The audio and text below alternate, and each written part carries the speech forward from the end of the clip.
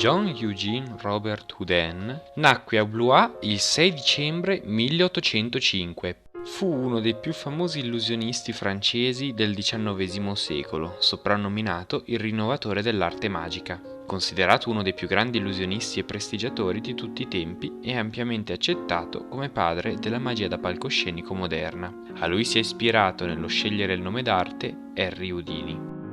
La maggior parte di ciò che sappiamo su Robert Houdin viene dalle sue biografie, tuttavia i suoi scritti erano intesi più per divertire che come cronache reali, rendendo così difficile separare la realtà dalla finzione. Il padre di Jean Eugene Robert, Prosper Robert, era uno dei migliori orologiai di Blois, talentuoso artigiano e duro lavoratore. Il sogno di Prosper era quello di sostenere la sua famiglia, ma anche quello di far raggiungere a suo figlio i gradini più alti della scala sociale. La madre di Jean Eugene, Marie-Catherine Guillon, morì quando lui era ancora un bambino. All'età di 11 anni, Prosper lo mandò all'Università di Orléans. 7 anni dopo si diplomò e tornò a Blois.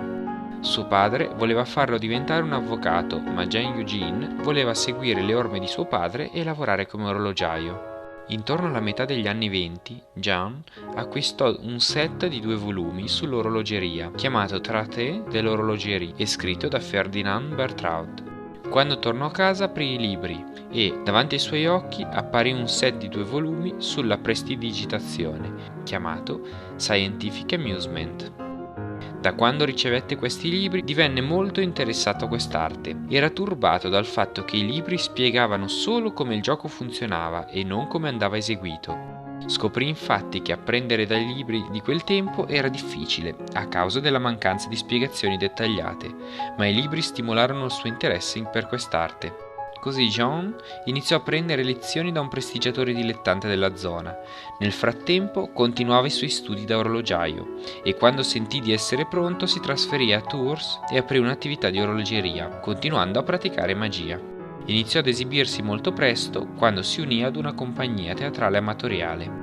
Egli credeva che un mago non deve presentare un effetto fino a che non lo ha perfezionato meccanicamente per essere certo di evitare errori. Pensava anche che ogni spettacolo doveva essere programmato in modo che ogni gioco si sviluppasse a partire da quello precedente. Ogni sorpresa deve condurre a una sorpresa ancora più grande. Prima di lui i maghi si esibivano in mercati e fiere, lui invece successivamente si esibì in teatri e a feste private. Scelse anche di indossare abiti eleganti come quelli del suo pubblico. Ancora oggi molti maghi seguono questa usanza vestendosi in modo elegante alle loro esibizioni. Si esibì come un mago professionale per alcune feste. Durante una di queste feste incontrò la figlia di un orologiaio parigino, Monsieur Jas-François Houdin, anche lui proveniente da Blois. Il nome della figlia era Joseph Cécile Houdin e Jean si innamorò di lei fin dal primo incontro. L'8 luglio 1830 si sposarono. Egli cambiò il suo cognome unendo con il trattino il cognome di sua moglie al suo, modificandolo così in Robert Houdin. Si trasferì a Parigi e lavorò nel negozio di vendita all'ingrosso di suo suocero. Mentre Mr. Houdin lavorava nel negozio principale, Jean tentava di riparare giocattoli meccanici e automi. Lui e Joseph ebbero 8 figli, dei quali solo 3 sopravvissero. Nonostante il suo lavoro nel negozio, Jean continuava a praticare la magia. Per caso, camminando in un negozio su Rue Richelieu, scoprì che questo vendeva materiale per prestigiatori. Visitò il negozio che apparteneva a Perret Rougeol. Lì incontrò diversi prestigiatori, sia dilettanti che professionisti, che lo coinvolsero in discussioni sull'arte della magia. Robert Houdin imparò i dettagli di molti giochi meccanici di quel tempo e anche il modo in cui migliorarli. Da quel momento Jean costruì i propri apparati meccanici, come un uccello che canta, un funambolo su una corda e un automa capace di eseguire il gioco dei bussolotti. Ladies and gentlemen, why don't we journey back and see what an audience might have seen in an elegant Parisian theater in 1847. Please welcome John Gaunt, and performing his polandric evolutions, that terpsichore of the trapeze, Antonio Diavolo. Antonio, you holding on? You're not afraid of falling, are you? Then would you bow and we'll commence with the routine? Well done.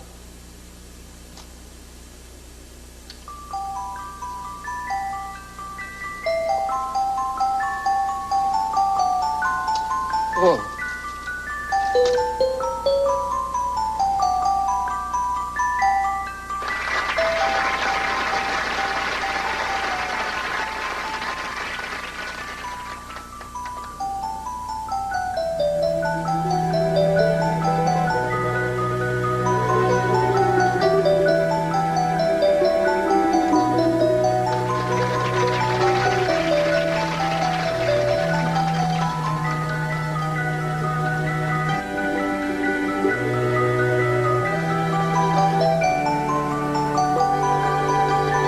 Very good, Antonio. Now he's going to try a handstand. Come on, little fellow. Do you think he could actually straighten out his legs? Ask him. Antonio, would you straighten out your legs, please? And the other? Ah. Very impressive.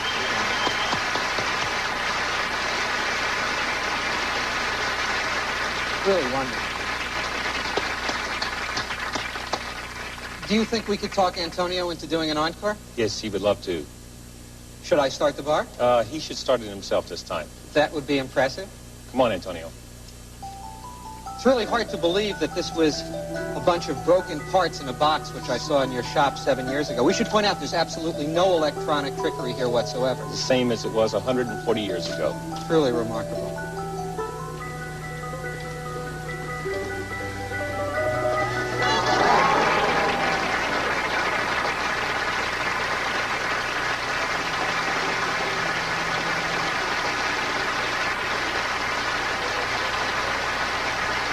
You about ready to end the Yeah, record? that's enough, Antonio. Come on now.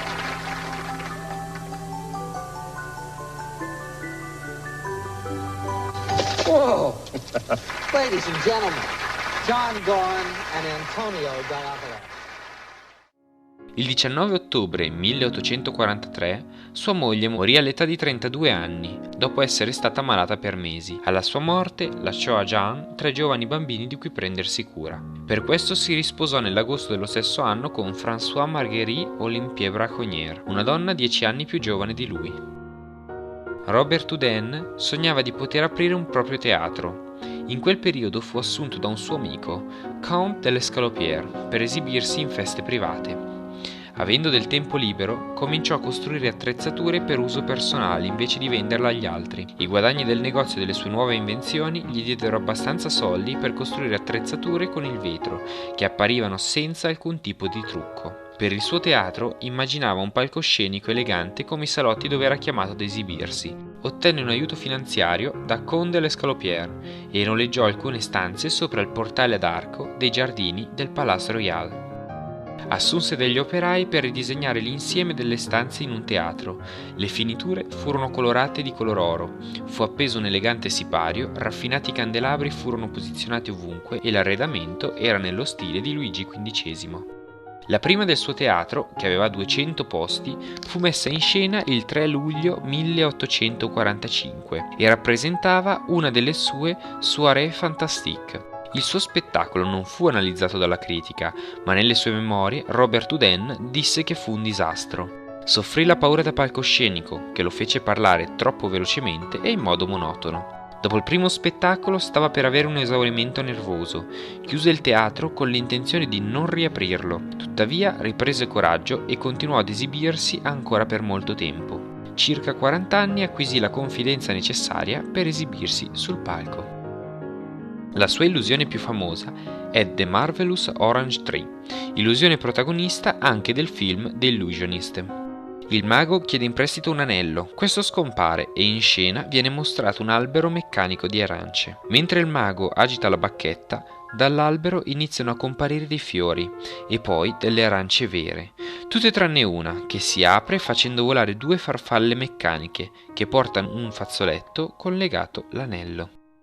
Con ogni esibizione migliorava e cominciò a ricevere l'approvazione da parte della critica. Le Charivari e l'Illustration dissero entrambi che le sue meraviglie meccaniche e la sua magia creativa erano comparabili a quelle di Filippo di Bosco. Nonostante tutto ciò, poche persone andavano al suo piccolo teatro durante i mesi estivi ed ebbe molte difficoltà a tenerlo aperto. Per ottenere i soldi necessari vendette 3 case ereditate dalla madre. L'anno seguente aggiunse un nuovo gioco al suo programma, che divenne molto popolare. I posti al Palais Royal erano molto richiesti. Questo nuovo effetto era chiamato Second Sight. Second Sight portava il pubblico nel teatro piccolo e lì esso poteva ammirare le altre meraviglie che Robert Houdin aveva da offrire. Si dice che gli arabi di Algeria venivano incitati dai loro capi religiosi a ribellarsi contro i colonialisti francesi per mezzo di pratiche magiche. Nel 1856 il secondo impero francese di Napoleone III portò l'ormai pensionato Robert Houdin in Algeria, sperando che potesse eseguire effetti molto più impressionanti al fine di dissuadere i ribelli dall'idea di ribellione. Si dice che le illusioni di Robert Houdin soppressero l'influenza dei mullah. Inoltre, gli arabi divennero terrorizzati da Robert Houdin. In uno dei suoi effetti si fece sparare un proiettile addosso da un arabo, ma invece di ucciderlo, il proiettile fu trovato tra i suoi denti. Dopo questo credevano potesse fare qualunque cosa. Robert Houdin non era il primo illusionista ad eseguire il bullet catch e molti dopo di lui crearono una propria versione dell'effetto. Usò anche un altro effetto per provare che la magia francese era più forte delle tecniche di stregoneria locali. Mostrò una scatola vuota con un fondo di metallo, molto leggera. Lui poteva far sì che essa fosse impossibile da alzare, anche per i più forti guerrieri algerini. Notò che aveva un impatto maggiore sui suoi spettatori non quando affermava che poteva rendere la scatola pesantissima, ma quando diceva che poteva rendere debole un uomo molto forte, tanto che non sarebbe riuscito a sollevare neanche una scatola che anche un bambino sarebbe riuscito ad alzare. La sua casa Blois è stata aperta al pubblico da suo nipote, Paul Robert Houdin, nell'aprile del 1966. Ospita un museo e un teatro ed è chiamata la Maison de la Magie di Robert Houdin. È l'unico museo in Europa a possedere in un solo luogo sia una collezione di magia che una struttura permanente per esibizioni. Nel dicembre del 1852 il teatro di Robert Houdin si spostò dalla sua posizione originale al Boulevard de l'Italien. La proprietà del teatro passò da Hamilton a Cleverman e poi al figlio di Robert Houdin, Émile. Émile era però troppo impegnato per potersi esibire al teatro, così affidò il compito a Pierre-Édouard Brunet. Dopo la sua morte, la vedova di Émile vendette il teatro a Georges Méliès nel 1888. Méliès era anche lui prestigiatore, ma meglio conosciuto come uno dei primi e dei migliori innovatori del cinema. Presentò alcuni dei suoi film proprio nel teatro di Robert Houdin. Il teatro fu demolito nel 1924. In the light here, could you just hold that ring up? That's very beautiful indeed, isn't it? Can we get a possible close-up on the camera on that? Now, I'll just hold this in. Now, that is what I call a fair old rock. All right? Yes. And is it a glass or a zircon or what? No, it's a diamond. Oh, it is a diamond. Oh, that's awfully nice, isn't it? What an awfully nice diamond. This could be on the way to someone else's house tonight. Right, now. And what would you say a little tinselitis like that was worth? About £300,000. Hi. This is no mere chance, because this lady is called Caroline. She's sitting here with a man called Michael, who is security for Caroline, but I'm going to take her away from him for a little while, and he's going to sit very worried. She is from Cartier, and that is why we know the ring is genuine, and it's the only one like that in the world. Please take a walk with me into the past.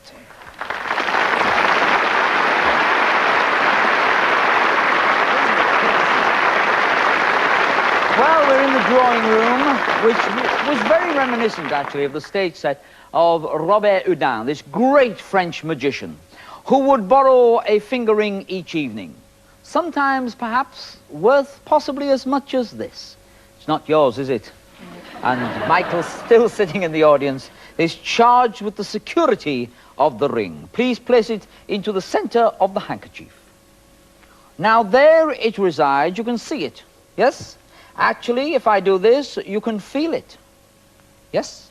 There is no possible chance that that can be got out of that little bundle. No? I'm doing this all at fingertips so that you can see it. Now, we do not have a wall safe for you, madam. I'm awfully sorry.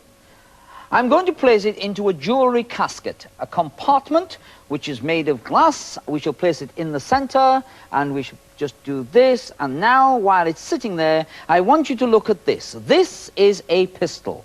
And this pistol will be fired by cocking it like so, and then it will be fired. Now, if I do that, all right, it's now safe. Hold it. You are holding a piece of magical history. Over here is some other piece of magical history. If I can just move this, I need to be behind it to do it properly. This is a gavel. What am I bid, ladies and gentlemen, for this beautiful ring? Do I hear 2 shillings and 6pence? Yes? Pardon? Didn't you read the small print in the contract? We can sell it for whatever we want? No? Oh, all right then. I'd best explain what the pistol was used for. In days of yore, this would be used for firing a watch, bracelet, small piece of jewelry into the air, where it would be smashed to smithereens. But of course, it would only disappear.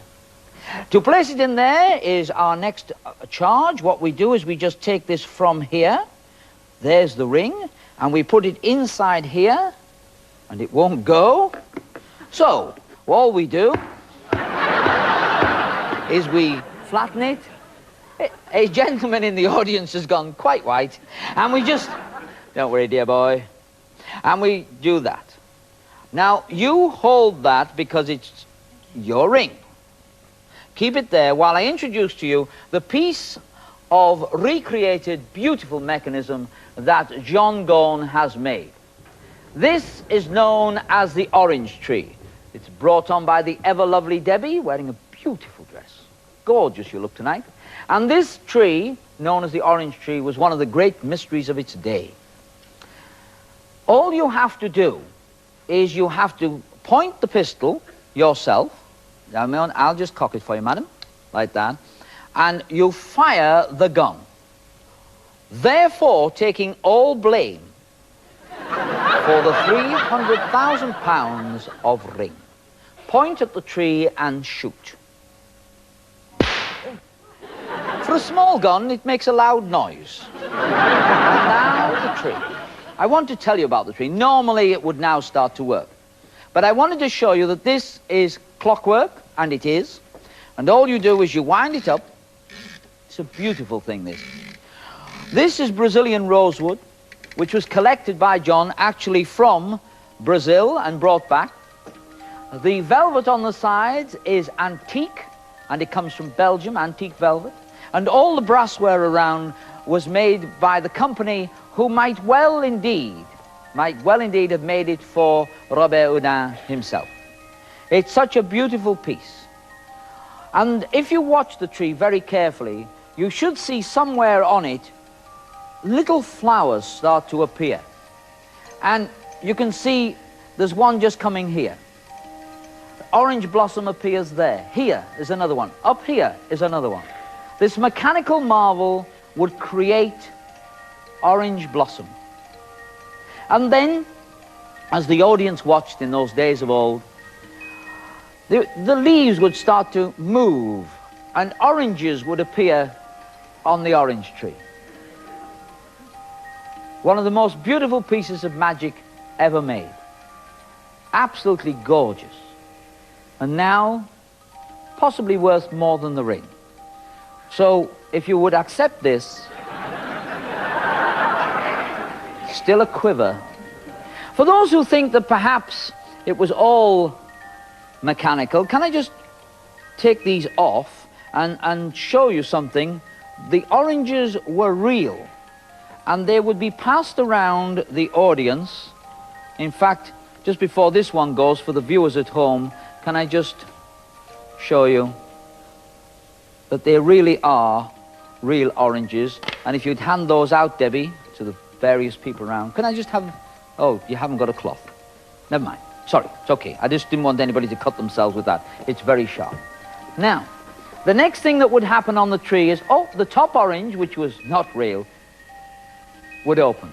2 butterflies would rise into the air, bringing with them the handkerchief, and also bringing with them a ring.